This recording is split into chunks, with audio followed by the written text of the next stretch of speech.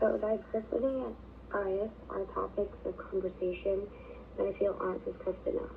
These are topics that it can be hard for people to talk about and reflect on, but they can easily be in denial about. We all know that wherever there's diversity, unfortunately bias follows closely behind. Diversity is everywhere though, and it's becoming increasingly common to see a diverse population within all the schools, which is beautiful and amazing.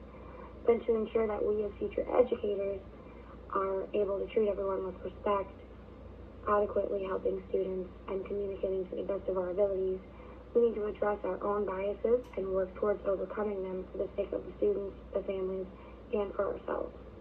This includes considering equity over equality, researching learning styles, considering home life and background, and also society on a greater scale. So diversity and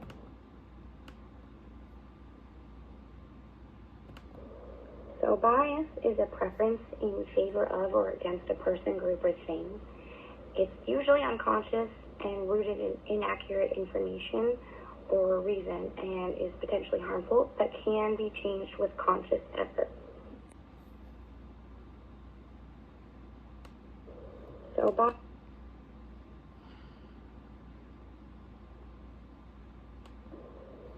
But the big question is why do we even have biases? So it's streamlined thinking that's all due to how our brains have developed over time.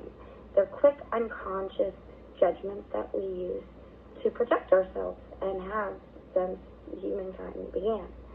Everything we perceive is affected by our biases. There's implicit biases, which are subtle, often unintended. They can be hard to detect. But there's also explicit biases, which we're aware of and other people are also pretty aware of.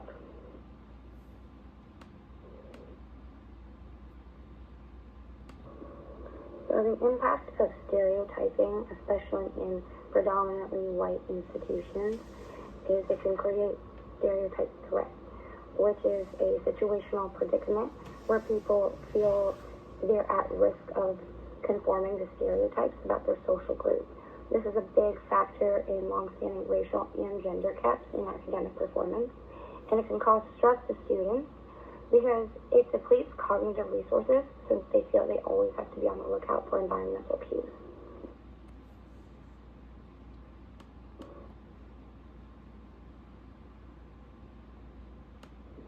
There are a lot of ways to reduce stereotype threat. Some of these are valuing students' individuality, creating fair tests and assignments, removing trigger worries about stereotypes, and improving cross-group interactions.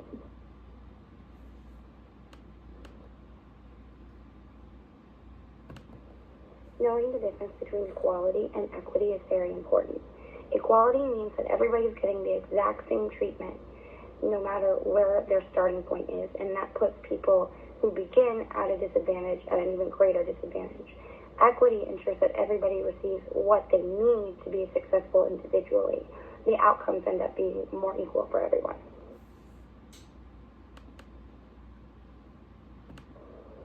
How can we make education more equitable, you may ask?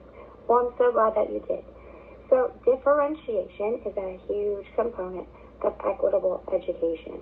But on top of that, we need to consider the data that we use to inform instruction, the DUII, and also culturally responsive teaching is a huge factor as well. This ensures that all the students feel seen in the education process, and it relates to them, making it easier for them to process, understand, and they don't feel as left out.